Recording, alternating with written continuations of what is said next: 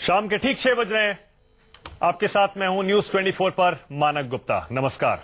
Pakistan surgical हमले का सबूत मांग रहा है। हिंदुस्तान में भी कुछ नेता सर्जिकल हमले का सबूत दिखाने की मांग कर रहे हैं। सर्जिकल ऑपरेशन को लेकर हिंदुस्तान के 1.25 अरब लोगों के मन में जो सवाल उठ रहे हैं, उनका जवाब देने के लिए न्यूज 24 आज पहुंच गया लीपा घाटी में, जहां इंडियन आर्मी के कमांडोज ने आतंकियों के अड्डे पर सर्जिकल हमला किया था। आज न्यूज 24 आपको सर्जिकल स्ट्राइक का एक एक सबूत दिखाएगा। 28-29 सितंबर की रात जब हम और आप चैन की नींद सो रहे थे, अमावस्या की रात थी। अंधेरा इतना कि कुछ फीट की दूरी पर खड़े आदमी को भी देखना मुश्किल था। इसी अंधेरे का फायदा उठाते हुए इंडियन आर्मी के एलीट कमांडोज दुश्मन के इलाके में दाखिल हो गए, आतंकियों का काम तमाम करने के लिए, आतंकियों के लॉन्च पैड को तबाह करने के लिए। आर्मी ने जहां सर्जिकल स्ट्राइक किया, उसमें से एक जगह लीपा थी। न्यूज 24 संवाददाता आसिफ सोहाफ लीपा से सटे हिंदुस्तान के आखिरी गांव में अपने कैमरे और माइक के साथ पहुंच गए, ये जानने के लिए कि आखिर उस रात क्या हुआ था। आसिफ हमें बताएंगे कि उस रात क्या हुआ था। चश्मदीदों से भी बात करेंगे, लेकिन उससे पहले आपको वॉर रूम ले चलते हैं अपनी सहयोगी वंदना के पास। वंदना। शुक्रिया मानक। जिन लोगों को अभी भी संदेह है कि सर्जिकल स्ट्राइक हुई है, आज न्यूज 24 पर हम उन्हें बता रहे हैं। ये देखिए लीपा, जहां पर सर्जिकल स्ट्राइक हुआ, और इसी से 8 किलोमीटर दूर है पुटवारी गांव, सबसे आखिरी गांव, और यहीं पर हमारे संवाददाता आसिफ सुहाव पहुंचे। इस गांव के जो लोग हैं वो साफ कहते हैं कि सर्जिकल स्ट्राइक हुई थी। क्यों? क्योंकि उनका कहना है कि 29 सितंबर की रात को उन्होंने गोलियों की आवाज सुनी, धमाकों की आवाज सुनी।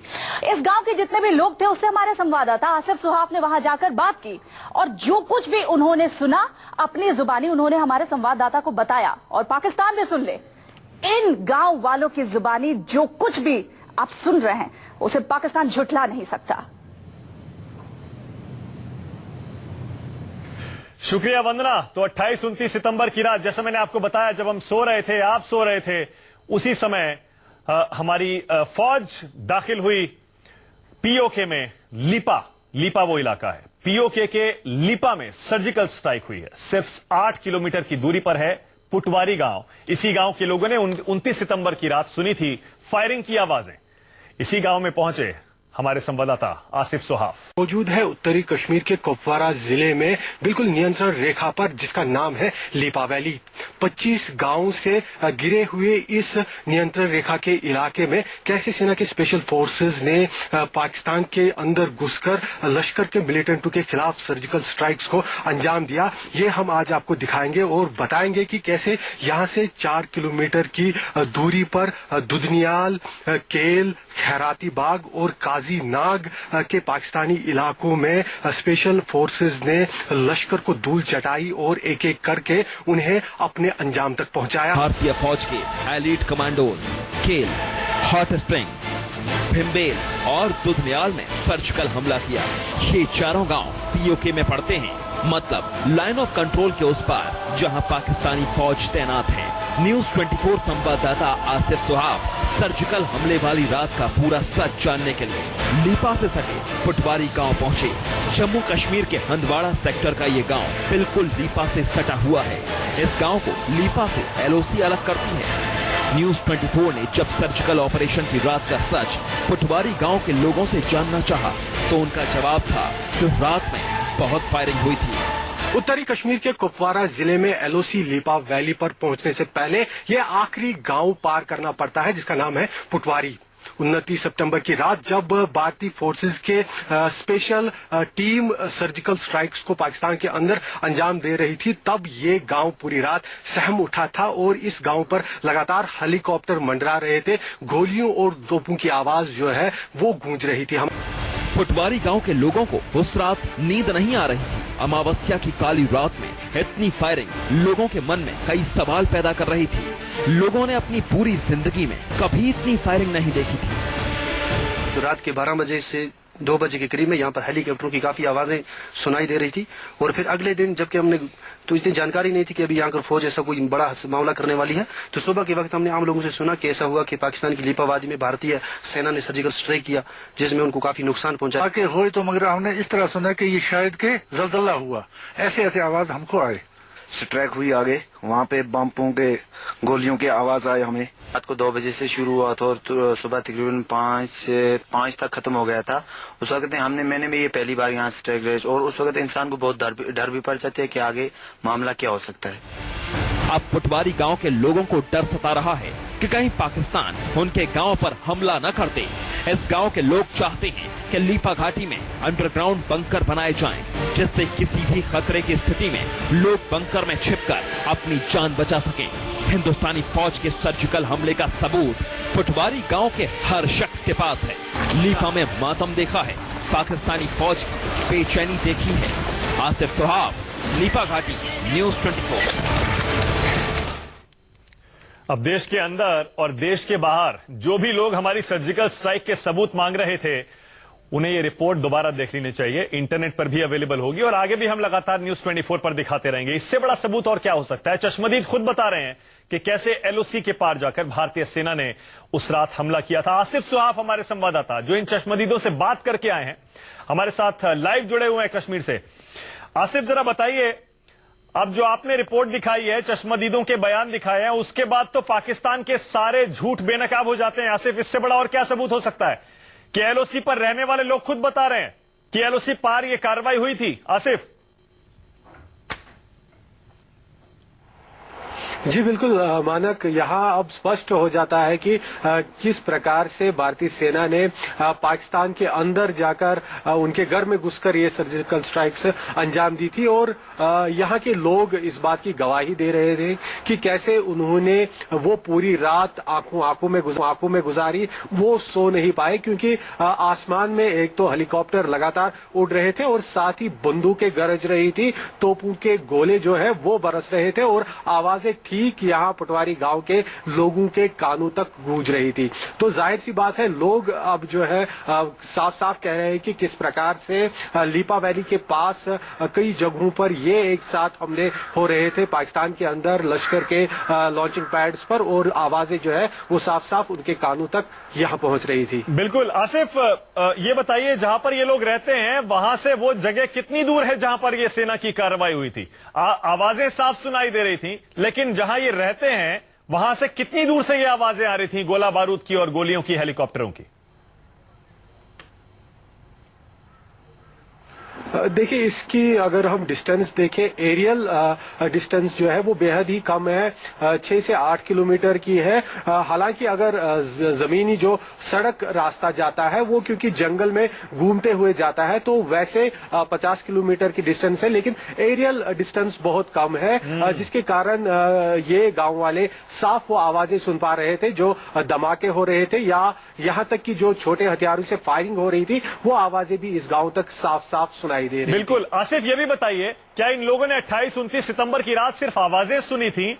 हम ये मानते हैं और अक्सर हमने सुना भी है, एलओसी पर रहने वाले लोग दोनों तरफ एक दूसरे से जुड़े रहते हैं, किसी तरह रिश्तेदार होते हैं, दोस्त होते हैं, जान पहचान वाले होते हैं। तो जो इस तरफ लोग रह रहे हैं एलओसी के, क्या उन लोगों की बात उस तरफ रहने वाले लोगों से भी हुई है जिससे और कंफर्म हो जाए कि हाँ, ये एलओसी के पार ये स्ट्राइक्स हुई थी? जी मादक, बिल्कुल आपका कहना सही है, क्योंकि एलओसी के दोनों तरफ जो लोग रहते हैं वो आपस में ज्यादातर रिश्तेदार होते हैं, और एलओसी का ये जो आखिरी गांव है, इसी तरह से जो दूसरी साइड में आखिरी गांव है रोशनीपोर्ट से आगे, वहां पे लोगों की जरूर बात हुई है। हालांकि वो खुलकर इस बारे में बताते तो नहीं है, लेकिन इन लोगों ने हमसे बात करने के दौरान जरूर इतना कहा कि यहाँ भारत की तरफ उस दिन काफी गहमा गहमी हो रही थी, हेलीकॉप्टर्स लगातार आसमान में उड़ रहे थे, और साथ ही जो जमीन पर सेना की हरकत है वो भी काफी तेज थी। और उसी तरह से ये भी बता रहे हैं कि जो उनकी बात हुई है पार अपने रिश्तेदारों से, उन्होंने कहा कि हमले के दूसरे दिन, जो 29 की रात थी, उसके दूसरे दिन वहां पर हलचल जरूर थी। एक तरह का वो तनाव जैसा नजर आ रहा था, खासकर उन इलाकों में जहां पर ये सर्जिकल स्ट्राइक्स को अंजाम दिया गया था, और यहां तक कि कुछ बिल्डिंगें आग लगी हुई थी, तबाह हुई थी, उस तरह की भी वहां से खबरें इन लोगों तक पहुंची। बिल्कुल आसिफ, हमारे साथ ही रहिएगा। न्यूज़ 24 पर हम सर्जिकल स्ट्राइक के ये सबूत एक एक करके दिखाते रहेंगे। अभी तो एक ही सबूत है, अभी तो हमने चश्मदीदों के कुछ बयान सुनवाए हैं, अभी और भी बहुत कुछ है न्यूज़ 24 पर। सर्जिकल स्ट्राइक का एक एक सबूत, एक एक गवाह आपके सामने आएगा। देखते रहे हमारी खास कवरेज। इस ब्रेक के बाद फौरन हाजिर हो रहे हैं।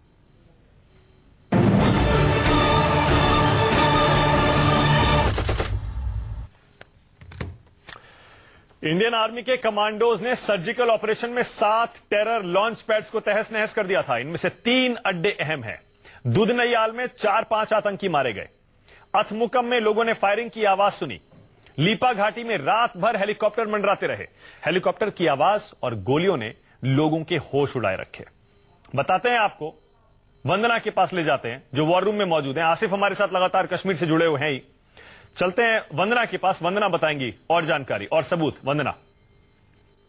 जी हां, आज का दूसरा सबूत न्यूज 24 पर हम उन लोगों के लिए देते हैं जो यकीन नहीं करते कि सर्जिकल स्ट्राइक हुआ है और सबूत मांगते हैं। आज का दूसरा सबूत ये देखिए। सबसे पहले हम आपको दिखा रहे हैं जो हम आपको बताएं, इंडियन आर्मी जो है उन्होंने 7 टेरर लॉन्च पैड को तहस नहस कर दिया। इनमें 3 अहम टेरर लॉन्च पैड थे। सबसे पहले दुधनियाल, आपको बताएं यहां पर इंडियन आर्मी ने 5 से 6 आतंकियों को मार गिराया। इसके बाद जो अगला टेरर कैंप जिसे तहस नहस किया गया वो भी हम आपको बताते हैं। अगला टेरर कैंप था अथमुकम और यहां पर लोगों ने रात भर, जी हां रात भर फायरिंग की आवाजें सुनी। और इसके बाद लीपा, जैसा कि पहले भी हमने बात की थी, लीपा घाटी में लोगों ने रात भर आसमान में हेलीकॉप्टर उड़ते देखा। वहां पर भी गोलियों की आवाज सुनी और इन गोलियों की आवाज से और हेलीकॉप्टर की वजह से रात भर लोगों के होश उड़े रहे। ओवर टू यू मानक। वंदना, मैं यही सोच रहा हूं कि जो लोग सबूत मांग रहे थे सर्जिकल स्ट्राइक के, ये इतने लाइव सबूत, चश्मदीद, ये सारे के सारे जो बयान आ रहे हैं देखने के बाद अब क्या कहेंगे। एक छोटा सा ब्रेक हमें लेना पड़ेगा, लेकिन फिर से आपको बता दें हमारे सहयोगी आसिफ सुहाफ जो कश्मीर में एलओसी पर जाकर उन लोगों से बात करके आए हैं जिन्होंने खुद गोलियों की आवाजें 28-29 सितंबर की रात को सुनी हैं। यानी कि एलओसी के उस पार हिंदुस्तानी सेना की कार्रवाई हुई है, सर्जिकल स्ट्राइक हुई है, इसकी पुष्टि कर रहे हैं वहां रहने वाले लोग। और सबूत आएंगे न्यूज 24 पर सर्जिकल स्ट्राइक के। इस ब्रेक के बाद कहीं मत जाइए, देखते रहिए न्यूज 24। सटे एलओसी के गांव में रहने वाले लोगों का कहना है कि वहां 3 से 4 लोग मारे गए थे। सेना की स्पेशल फोर्सेस की ये 6 टीमें एक साथ 6 जगहों पर ऑपरेशन को अंजाम दे रही थी। एक तरफ लीपा के गुलाब पोस्ट से आगे के इलाके में पाकिस्तान में ऑपरेशन को अंजाम दिया जा रहा था और दूसरी ओर नियंत्रण रेखा के टीटवाल इलाके से आगे लीपा वैली में पाकिस्तान की तरफ अथमुकाम इलाके में ऑपरेशन हो रहा था। यहाँ अथमुकाम के 2 जो ऐसे गांव हैं जिन्हें पूरी तरह से लोगों ने खाली कर दिया है, चिचवाल एंड बुगना, वो दोनों गांवों में लश्कर ने लोगों के जाने के बाद अपने ठिकाने बनाए हैं और लश्कर के मिलिटेंट यहां इन ठिकानों को, चिचवाल और बुगना को लॉन्चिंग पैड्स के तौर पर इस्तेमाल करती थी।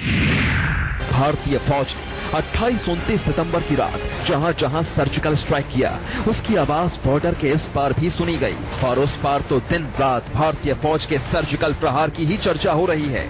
आसिफ सुहाफ, न्यूज 24। तो हमारे संवाददाता आसिफ सुहाफ जो कि एलओसी पर जाकर खुद हिंदुस्तान के सर्जिकल स्ट्राइक के सबूत जुटा कर लाए हैं, हमारे साथ लाइव जुड़े हुए हैं कश्मीर से। आसिफ के पास चलेंगे थोड़ी देर में, लेकिन आसिफ जो कुछ जानकारी, जो कुछ सबूत जुटा कर लाए हैं वो वंदना बताएंगी। वंदना, क्या क्या सबूत हैं पाकिस्तान के खिलाफ इस सर्जिकल स्ट्राइक के? जाहिर तौर पर मानक, आज का तीसरा सबूत हम न्यूज 24 पर दर्शकों को दिखाते हैं। आज का तीसरा सबूत है वो लोग जिन्होंने सब कुछ अपनी आंखों से देखा। क्या कुछ देखा वो देखिए। सबसे पहले ट्रक पर जिन भी आतंकियों के शव वहां पर मौजूद थे उसको लाद कर ले जाते हुए इन गांव वालों ने अपनी आंखों से देखा। कैसे ले गए ये आतंकी, किस रास्ते ले गए, तो आपको ये भी बताएं। ट्रक पर आतंकियों के जो शव थे वो तो लदे हुए थे, लेकिन इसके बाद नीलम नदी के दूसरी ओर चल्हान में ये शव ले जाए गए। चल्हान में ले जाकर बकायदा पूरे रीति रिवाज के साथ इनका जो अंतिम संस्कार होता है, जो सुपुर्दे खाक होता है, वो किया गया। और इसके लिए वहां पर एक मस्जिद में, चल्हान मस्जिद जो थी, उस मस्जिद में नमाजे जनाजा बकायदा इनके लिए पढ़ी गई। जितने भी शव थे आतंकियों के, उनके लिए नमाजे जनाजा भी पढ़ी गई। इसकी पहचान वहां के लोगों को होती है। उन्होंने ये देखा और उन्होंने ये बातें बताई। इसके अलावा जो वहां के लोग हैं वो ये भी बताते हैं माना कि अल हवाई पुल के पास लश्कर का जो अड्डा था वो भी पूरी तरीके से तबाह हो गया और खैराती बाग भाग में लश्कर की जो 3 मंजिला इमारत थी वो भी पूरी तरीके से ध्वस्त होगी। इसके अलावा सर्जिकल स्ट्राइक के और क्या सबूत चाहिए? हंसी आती है मानक उन लोगों पर जो ये कहते हैं, हमारी सेना पर शक करते हैं और ये कहते हैं कि हमें सर्जिकल स्ट्राइक के और सबूत तो मानक। लेकिन ये चश्मदीदों के बयान सुनकर कोई हैरानी नहीं होगी अगर वो ये कहने लगे कि ये सब झूठ बोल रहे हैं। पाकिस्तान तो ये यहां तक भी कह सकता है। आसिफ, एक बार फिर से आपके पास आ रहा हूं मैं। आसिफ, हिंदुस्तान के सारे चैनलों को पाकिस्तान में बैन कर दिया गया है और वजह हम अच्छी तरह समझ सकते हैं, ताकि हिंदुस्तानी चैनलों पर, हिंदुस्तानी मीडिया में जो भी सबूत आए सर्जिकल स्ट्राइक के, वो पाकिस्तान की जनता तक ना पहुंच सके। आज पार्लियामेंट में नवाज शरीफ वहां ज्वाइंट सेशन में एक बार फिर कह रहे हैं कोई सर्जिकल स्ट्राइक हुई ही नहीं।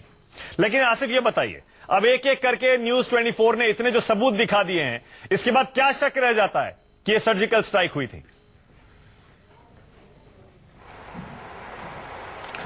देखिए मानक, ये पूरा जो ऑपरेशन है ये काफी रणनीति और काफी तैयारी के बाद अंजाम दिया गया।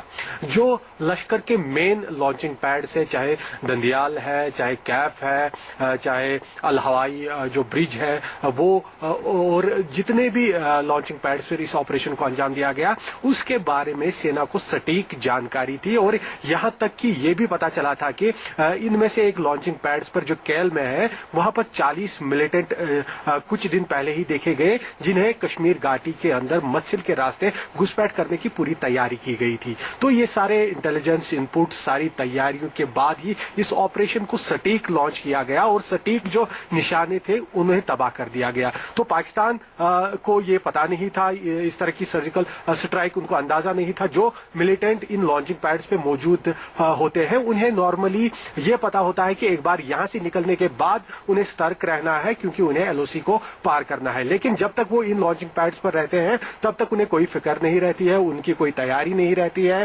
इस तरह के हमलों की, क्योंकि उन्हें इस तरह का कोई वहमो गुमान भी नहीं था कि इस तरह का हमला होगा। यहां तक कि उन्हें पता था कि जो आगे फॉरवर्ड पोस्ट्स पर उनकी पाकिस्तानी सेना रहती है वो उनकी निगरानी में है, उनकी सुरक्षा में है। लेकिन इस हमले को ऐसे अंजाम दिया गया कि जो पाकिस्तानी सैनिक थे वो दरे के दरे रह गए और जो स्पेशल फोर्सेस की टीम है वो लश्कर के लॉन्चिंग पैड्स पर पहुंच गई और लश्कर के लोगों को मार दी गई, और वो इससे पहले कि संभल पाते तब तक वो उनका काम जो है वो तमाम हो गया था। आसिफ, ये भी बताइए, पाकिस्तान अपने झूठ को सच साबित करने के लिए साम दाम दंड भेद सब कुछ अपना रहा है।